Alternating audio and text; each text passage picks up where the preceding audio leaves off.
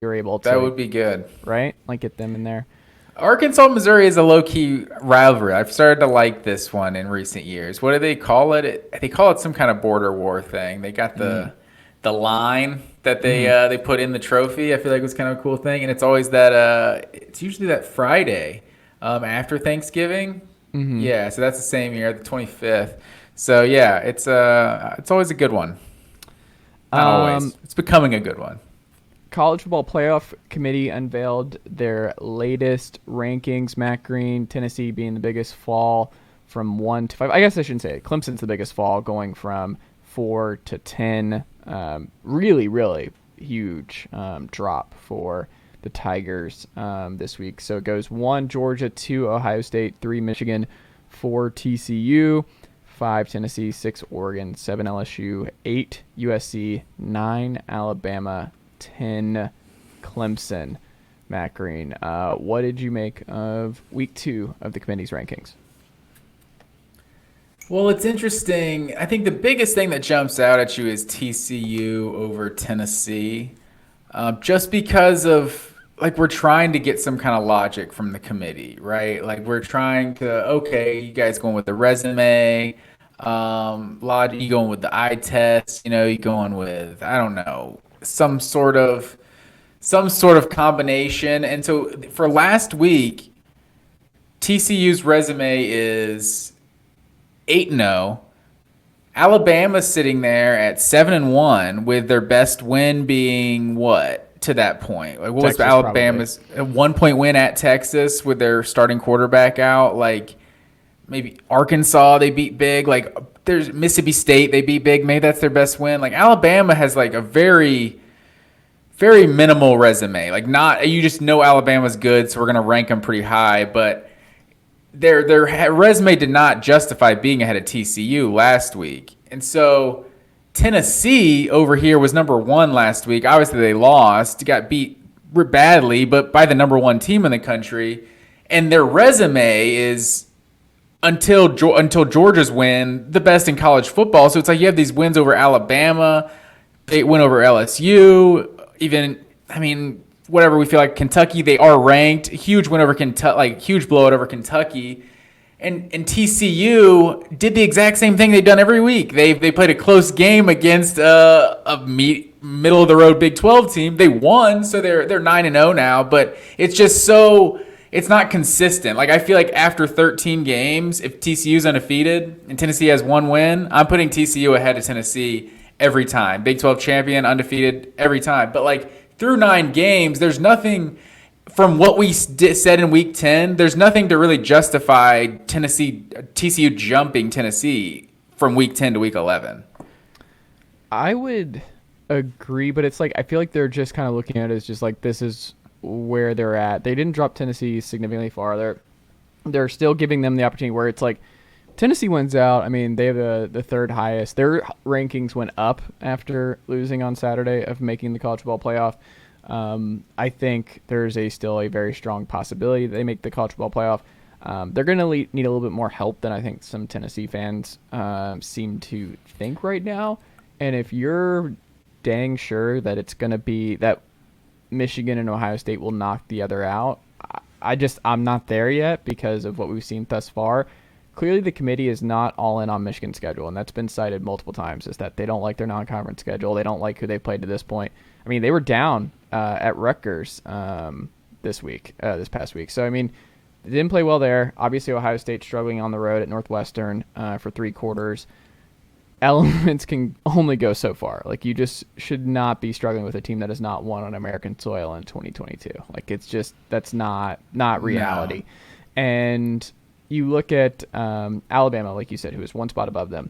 I think there's still clearly a strong belief, and I think they're right, because if you look at this week's game that we'll talk about, Alabama's still a 2-touchdown favorite just about over Ole Miss on the road. So clearly there is still a lot of belief in Alabama to this point. And it's also, LSU's figured some stuff out, and they deserve a lot of credit for that. But I think I disagree with the TCU Tennessee thing.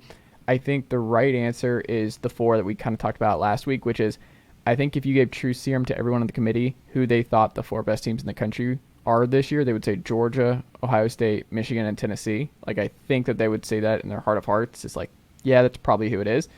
And if that's the case, then as long as Tennessee wins out, I think they're going to get their wish and get at least 3 of those teams in. But I think their hands are going to be tied, and we're going to sacrifice one of these quarterfinal games for like a better game. But I mean, on the other side, when I say that, I'm like, well, you had Michigan Georgia last year that we thought was going to be a pretty good game, and it just wasn't. They obviously blew them out, and it was not a good game at all. I don't know. I think the 4 best teams all reside in 2 conferences, the 2 Big Ten schools and the 2 SEC schools, and I don't know. Like, LSU can't jump Tennessee if they went out because Tennessee buried them on the road. Outside of LSU winning, the one thing is LSU winning the whole thing and winning the SEC. They're in under those circumstances. Even as a 2-loss team, which would get messy, 11-1, 1-loss Tennessee getting usurped by a LSU team that had 2 losses but won the SEC, that they blew out is weird. That's why I just don't think it's going to happen. I don't think Georgia's going to go down to LSU. Before you go too far from Tennessee, though, but this is where like the committee's inconsistency, like we have no idea what they're going to do week to week, because you're literally saying through 9 games TCU is better than Tennessee's resume. So to this point, there's nothing Tennessee can do to jump TCU. Like they play 3 bad teams basically to end the season here, where TCU is going to play.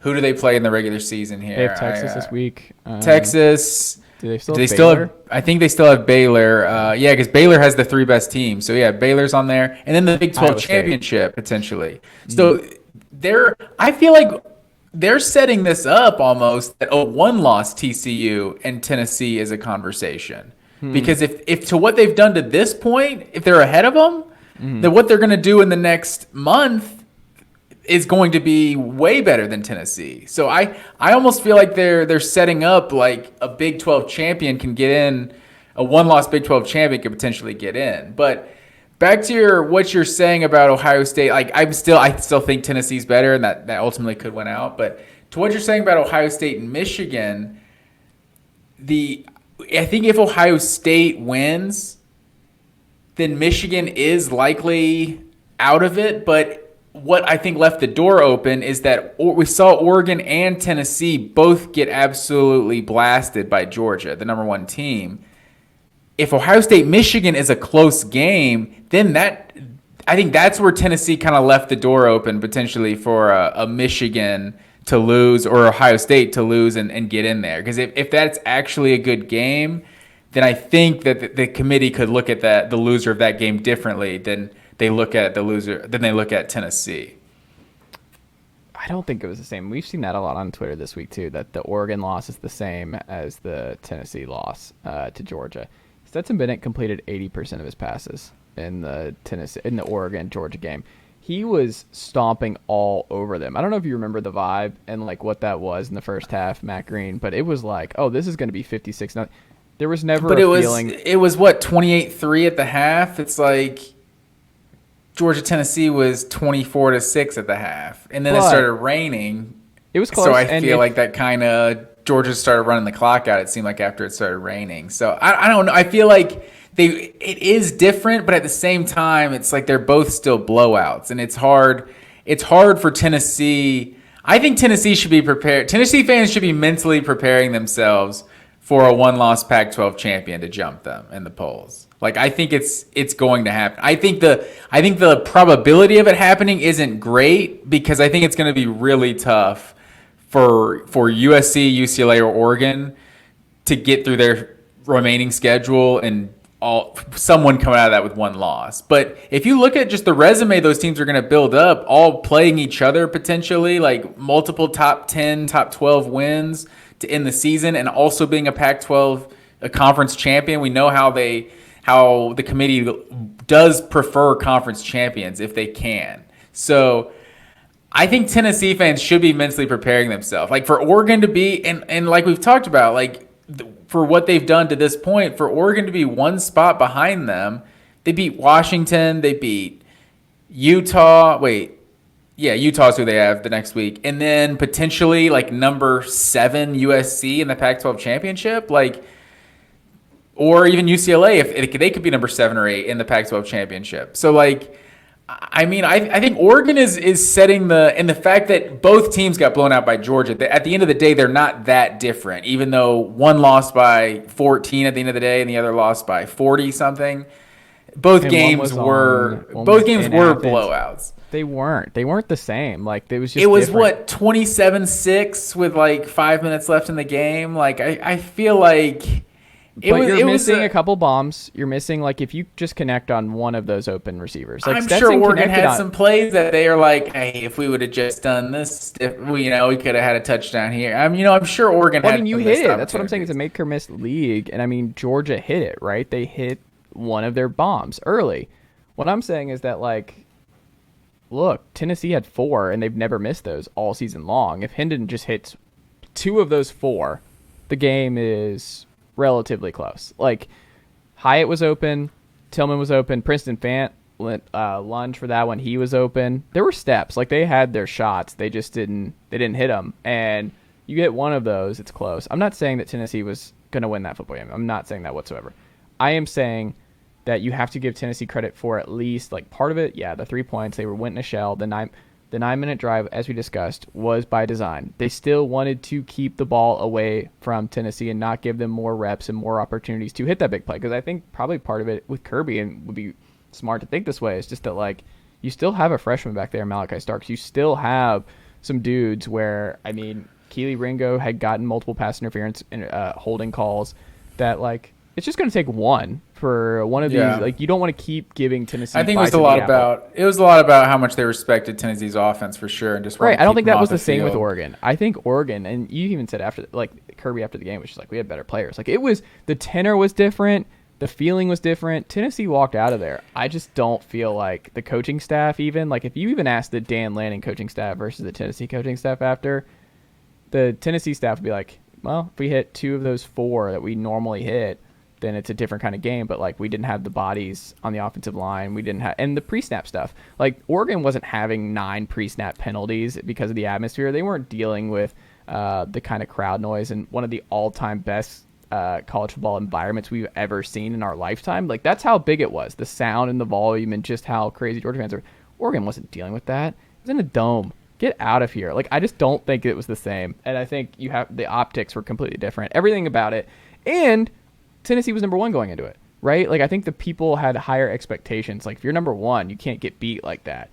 Oregon wasn't number 1. Oregon was further down, and I don't think anyone expected Oregon to win that game coming in. So I think the people were easier on Oregon for getting blown out. But no, that's fair. Yeah. But I think it wasn't the same. I'll give you that. But it was still a blowout at the end of the day. But I think the biggest difference is when it happened. And I think losing the first game of the season in a blowout feels a little different than losing in the 10th game of the 9th game of the season in a blowout.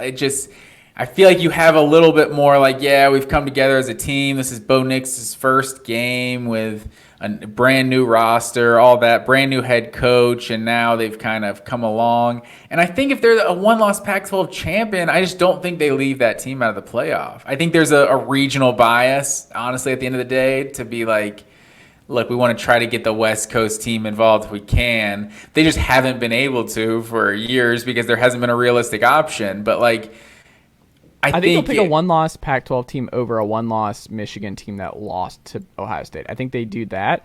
I think it's going to come down to whoever.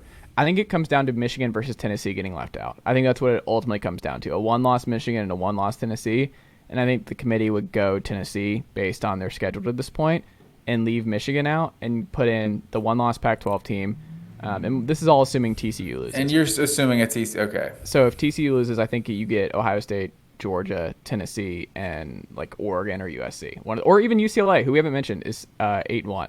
So yeah, I'm not really sure how USC is so much. UCLA's out. Like they're at number 12 at this point. I don't know. They don't have much more room to make up. I don't know. See, I disagree though. I don't know how they're that much lower than USC because USC doesn't have any good wins that UCLA doesn't have. So I didn't really get that part either. But yeah, I don't know. I think UCLA will be the most improbable, but in order to get up there, I mean, they have to beat the teams that are currently number 6 and number 8, and that's going to take them a long way up. So, well, these teams are going to cannibalize each other. USC goes to UCLA.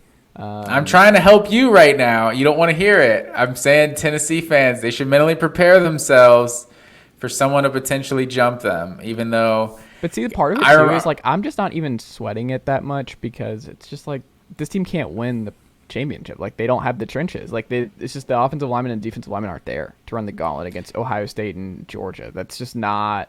Yeah. They don't have it yet. So I mean, yeah, it'd be cool to make it, and it's probably good for recruiting to be in. But I'm not like sweating it. I'm not gonna be like, oh man, what a travesty. It's still year 2 with. Oh, dude, are you kidding me? You want to be in the playoffs so bad. There's a chance to win the national championship. You're right there. There's no sweat. It'll be a huge disappointment if you're left out. They would be the first team to ever win the national title without being in the right position-wise blue chip ratio. Like they'd be the first one ever.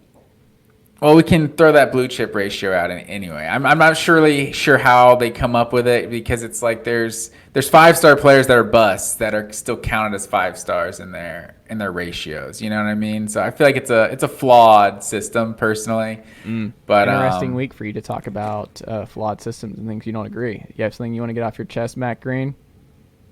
What are you saying? Just election stuff. Never mind. I went over my head. We're going down a rabbit hole here. Yeah, but we'll see ultimately what happens. I think as long Tennessee just went out, take care of business, and I think they're in a really good spot to make the playoff. But if not, they're in the Sugar Bowl, and we get to see what Joe Milton can do against whoever's on the other side of it. So I think the biggest thing is, what if Alabama loses again? And what if LSU lose? I mean, LSU's got A&M and Arkansas, like 2 teams they should definitely beat. But it's like, should LSU be 7-2 right now? Like, I don't know. That seems surprising too. So I'm not really sure what to expect from them. Like, if they can close this out. So like, if LSU and Alabama lose one more game, I think that makes Tennessee's case for that final spot like that much tougher. If those 2 teams, neither is in the top 10, if those are still 2 top 10 wins at the end of the season, I think that almost solidifies Tennessee's spot. But I think if those are no longer key wins, I think you could look at Oregon's resume at the end of the year and legitimately say that it's better than Tennessee.